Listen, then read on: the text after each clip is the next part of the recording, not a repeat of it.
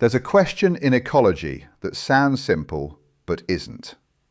If being an apex predator is such a good gig, if you're the king of your world with nothing above you, then why are predators so rarely bigger than the things they eat? And the answer comes down to energy. A plant eater feeds directly on the producers, on the plants themselves. But a carnivore has to get its energy second-hand, through those herbivores. And at each step up the chain, roughly 90% of that energy is lost. So the predator is always working with a fraction of the budget, which is why, on average, hunters end up smaller than the hunted. So evolution compensates. It hands predators a toolkit to close that gap. Crushing bites, hooked claws, pack tactics, ambush. And it works. Plenty of predators bring down animals far larger than themselves. But every so often, a carnivore comes along that takes big game hunting to an absolute extreme.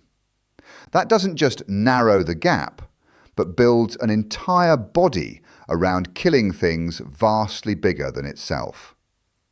And a few thousand years ago, there was one animal that had perfected that art better than almost anything before or since.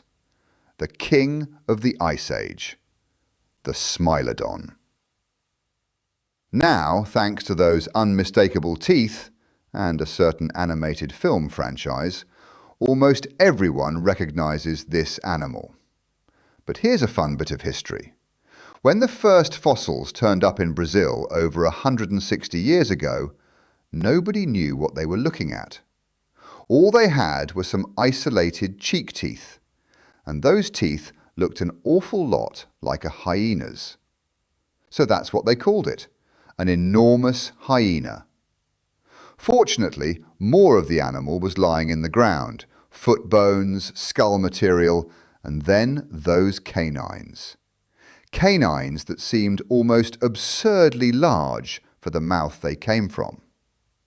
And with the fuller picture, it became clear this had never been a hyena. This was a cat. A huge, heavily built cat, far more robust than anything alive today. So it was renamed Smilodon, meaning knife tooth.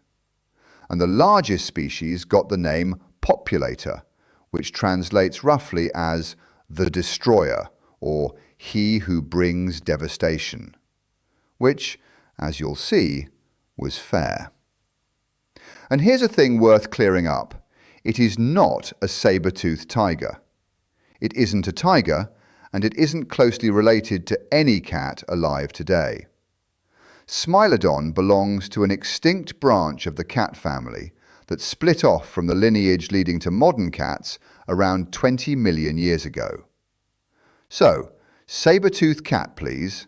The tigers had nothing to do with it. There are 3 recognized species, and they arrived in sequence, each one larger than the last. Gracilis came first, around 2.5 million years ago, roughly jaguar-sized.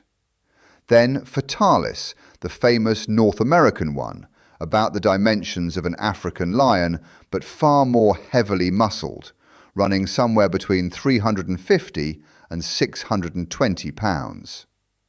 And then, finally, Populator in South America. And Populator was a monster. The biggest specimens are estimated at over 400 kilograms, approaching 1,000 pounds. That makes it one of the largest cats that has ever existed on this planet, in the same weight class as a polar bear. And there's a detail I find quietly menacing. Smilodon doesn't seem to have had much difference in size between males and females, which means there were no small ones. Every adult you might meet was a full-sized apex predator. But bulk was only the beginning, because everything about this animal's skeleton screams specialist. Start with the bones themselves. Thick, dense, heavily reinforced, wrapped in enormous muscle. The heel bone in particular is both robust and long, which tells us Smilodon was an exceptional jumper. It's been suggested it could leap higher than a modern lion, and lions have been recorded clearing 15 feet. Picture that coming down on you from above. Then the forelimbs. All big cats have powerful front legs for wrestling prey. Smilodon took it somewhere else entirely. Its forelimbs were around 20% thicker than you'd expect for a cat of its size. Not stronger for a cat, stronger than cats considerably larger than it. And at the end of those arms were fully retractable claws that were proportionally enormous. Reconstructions put them at roughly twice the size of a Siberian tiger's and longer than the claws of a Kodiak bear, an animal that can weigh twice as much. And here's the key insight. Those claws weren't primarily for cutting.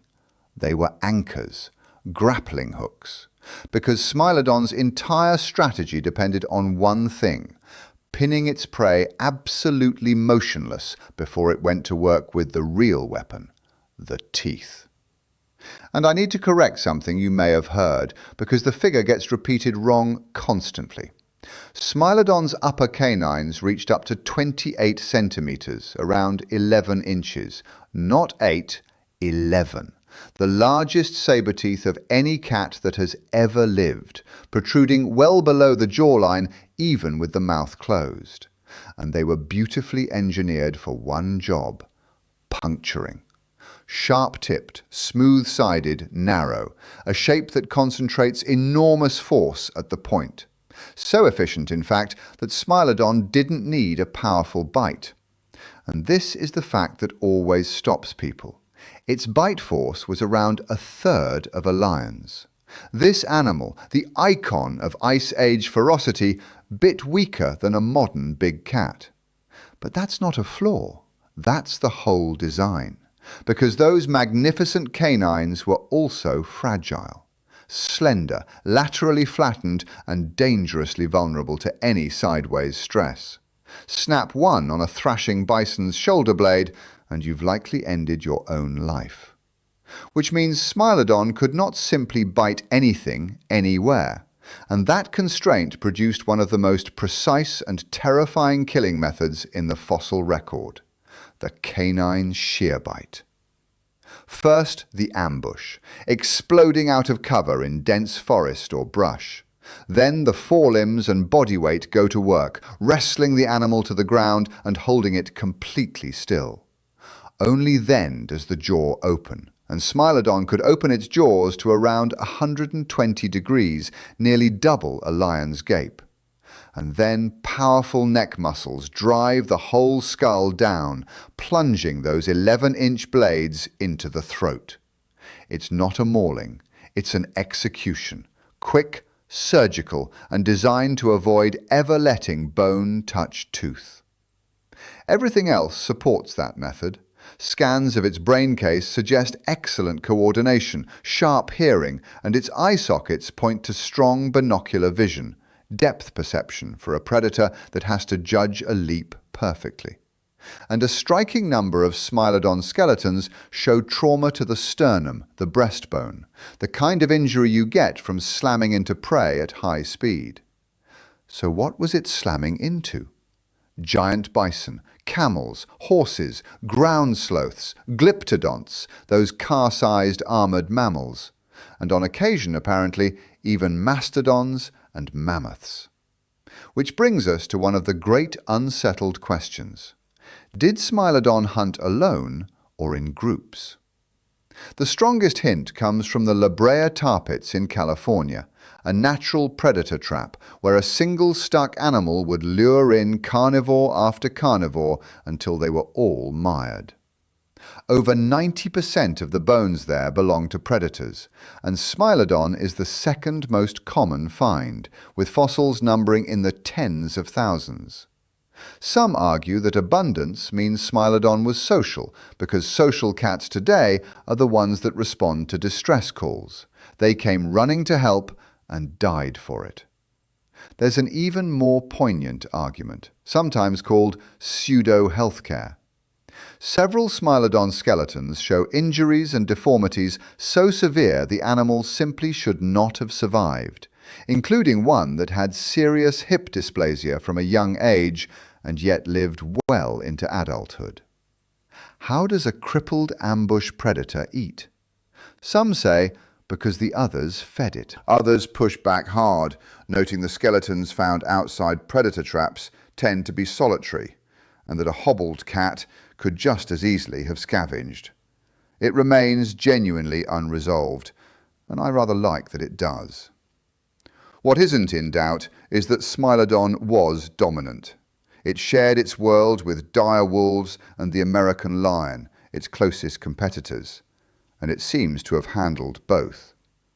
At La Brea, the evidence hints that dire wolves would surrender their kills to an arriving Smilodon, which would then devour the carcass entirely, bone and all. Oh, and one lovely practical question. How does an animal with 11-inch teeth in the way actually eat? It can't bite down at the front like most animals, so it didn't. It turned its head to the side and used the blade-like teeth further back in its jaw, which slide past each other in a shearing motion, slicing meat like scissors. Cats still eat this way today. And then, around 10,000 years ago, it ended. We were there for the last chapter. Humans and Smilodon overlapped, and the relationship was almost certainly tense. There's even a petroglyph identified in 2021 that appears to show a group of people watching a saber-tooth from a distance. But the deepest cause is more tragic, and it's written into everything I've just described. Smilodon had evolved into the perfect giant slayer, a body built entirely, exquisitely around killing enormous animals. And then the giants started disappearing. As the Ice Age megafauna collapsed across the Americas, the bison and camels and ground sloths thinned out, and Smilodon was left holding a set of weapons for prey that no longer existed. Too specialized to pivot, too big to live small. Its blessing became its curse. And when it went, it didn't just take itself. It was the last of the saber-toothed cats. A dynasty that had ruled the entire planet for over 20 million years ended with it. Thanks for watching, and until next time, keep looking up.